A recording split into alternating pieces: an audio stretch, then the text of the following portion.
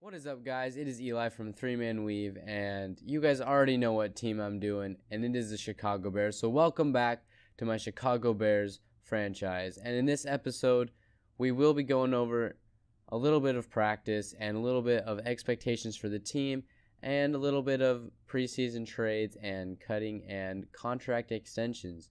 And as you see, I will be playing on All Pro just because it is a new game, and I don't really know how good I am yet at Madden 17. In Madden 16, I did play on all Madden, so we will find out. But I will be playing on 8-minute quarters.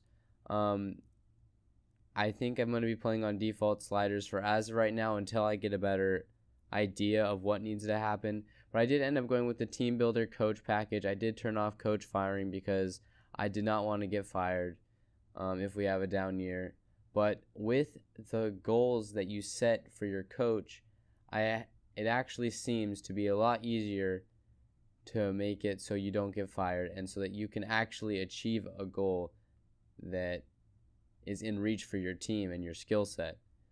I did end up naming my coach 3-Man Weave. I actually really like the customization for coaches this year. They added a whole bunch of new faces and a whole bunch of, they actually added a muscular body type, which I'm glad.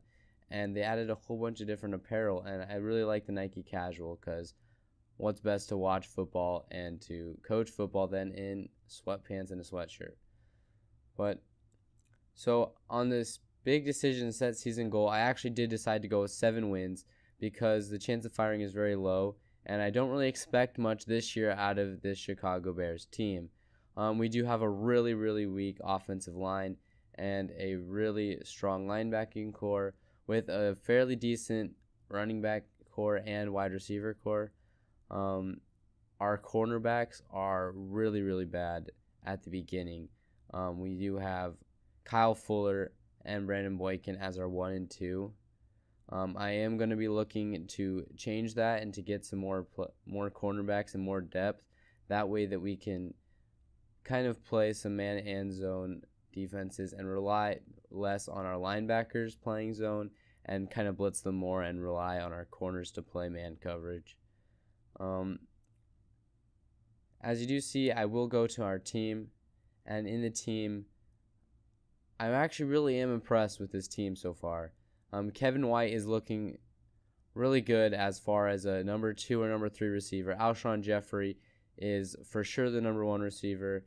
Eddie Royal I am the most unsure about, and he still is a really solid receiver. I'm just unsure about him because of his age, which is 30 years old, and I don't know if I want to keep him very long. And you will see that I move Leonard Floyd to the number 1 linebacker because of the fact that he is younger and he is a rookie. And actually, rookie of the years, I believe they get an upgrade to their development trait. So I kind of want him to get defensive player of the year so he can upgrade to a quick development trait and not be normal anymore. And so later on in the video, you will see I will put Young and Houston on the trade block. I will not be accepting any of the trades yet. I will ask you guys what you guys think is the best trade for it. And I really like the new big decisions and contract extensions. Here we go with Alshon Jeffrey week 3, Kyle Long week 3. Those will be the 2 guys that I try to seal up. I don't know about anybody else. I don't know if I'm going to bring back Quiz Rogers. I don't know if I'm going to bring back anybody else in this free agency class from our team. I think I'm going to try to save our money as much as I can so that I can try to make a splash in free agency and also try to keep Alshon Jeffrey and Kyle Long as those are my main targets. And you will see that I did decide to go after a corner, Devon House from the Jacksonville Jaguars. He's only 27 years old. He was on the trade block, and he has 88 speed and 82 man coverage, and I think a 79 zone coverage. He is very good, and I actually really do like his stats for what he is rated, and I thought I got him for a pretty good deal, and we definitely needed some help on that secondary. We can't have Kyle Fuller all by himself with Brandon Boykin being a number 2. I am comfortable with Brandon Boykin being a number 3, but not a number 2. Devon House, I was looking at his stats, and His contract is a little bit hefty with $5 million per year. I think he's a little bit overpaid, but I am willing to take on his contract. And you will see the trade right here, which is a 4th round pick, a 5th round pick, and a 7th round pick. The 4th and 7th being in this year's draft, and the 5th round pick being in next year's draft. We have 2 4th round picks this year, and that is why I traded one away. I did trade away the lesser of value one. I believe we are projected to get the 4th, like the 102nd overall pick in the 4th round. And so I decided that we didn't really need 2 4th round draft picks, and I don't really know all about the scouting systems this year, so I didn't really think that picks were going to be as valuable to me as they would be as far as next year, because I will know the scouting system a little bit better. But something weird happened when I came back. Kevin White ended up going down to a 73 overall. I don't know what happened, but I ended up moving him back into the slot because of the fact that Eddie Royal went up to a 78. So I am going to leave Eddie Royal at wide receiver number 2 and leave Kevin White at wide receiver number 3. Kevin White's speed should help him there, as he is a lot faster than Eddie Royal. I think he does have 95 speed, and he also is 6'3", so he doesn't really fit the typical slot receiver. But I think he will develop into a really good number 2 for when Eddie Royal is gone or when we don't have Eddie Royal.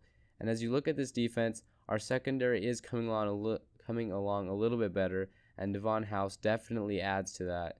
With our defensive line being definitely playable. They're not as good as I would hope or like to see, but our linebacking core is really good. I really like what I see in our linebacking core. Our free safety, he's looking good.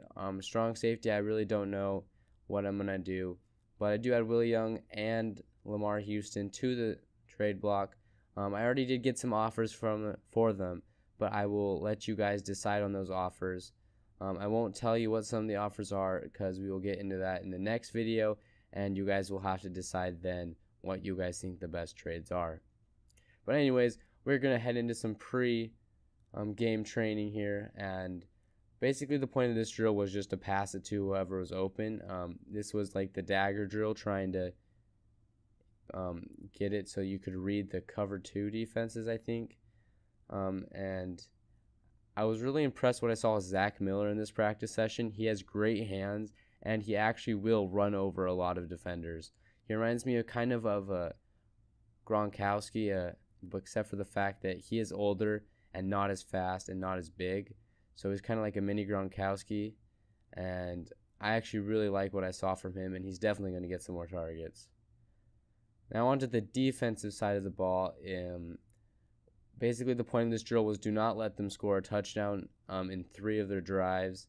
So in the first drive, we have Danny Trevathan, and he knocked the ball away in the first drive. And on the second drive, it was actually really hard to use her with Danny Trevathan. I think it's because he's not as fast, but I have no idea why it's so hard to use her with him. It's a lot harder to use her in Madden 17, I feel like. But in this drill, it really helped me work on like a cover 3 and the Tampa defenses, and this really helped me in my first game that I played. And anyways, so Leonard Floyd, I have been trying to use him because I've tried to been getting him to get involved so he can really develop into a player, because he's the player that I'm most excited about. I'm most excited about playing with Leonard Floyd and trying to get him to develop into the next great linebacker. I kind of see exactly what the scouts compared to Tim Alden Smith back before he had character issues. Well, I guess he always had character issues, but back when they were kind of in check. And I really liked what I saw from him in the first game, and in this practice session, he didn't give up on plays, and I was really impressed on how he tried to get around defensive ends. And I think the only thing that really needs to be upgraded on him is his block shedding, as well as his power move. And so Leonard Floyd definitely has a bright future on this team. So does Danny Trevathan. I was really impressed with this too. Pernell McPhee, I really haven't used that much, but I will definitely try to use him. And this drill just took forever, and I just got so bored of it because of the fact that they just kept getting first downs, and then I think right here is the end of it, and it's 4th and goal, trying to prevent the touchdown, and barely we get so lucky right there. Finally, and we get into the last one, and you'll see that this one is a little bit quicker, but our defensive line actually does pretty good in this one and gets to the quarterback, knocks him down, forces a check down pass to Jeremy Langford, and then on this play, I do believe they get to the quarterback again. Yes, and they get the sack. So our defensive line definitely could use some improvement, but they are definitely holding their own right now. And I think, yeah, we get to him again. He throws the ball away, and that's the end of the drill. So thank you guys so much for watching. I hope you guys did enjoy, and I hope you guys did find some definitely good information in this video. And please join us next time for the Chicago Bears versus the Houston Texans. Did you enjoy the video? Make sure to subscribe for more. Also, click in the middle of your screen for the last episode or last video I made. And if you did like the video, make sure to leave a like. It really does help. And comment down your suggestions below.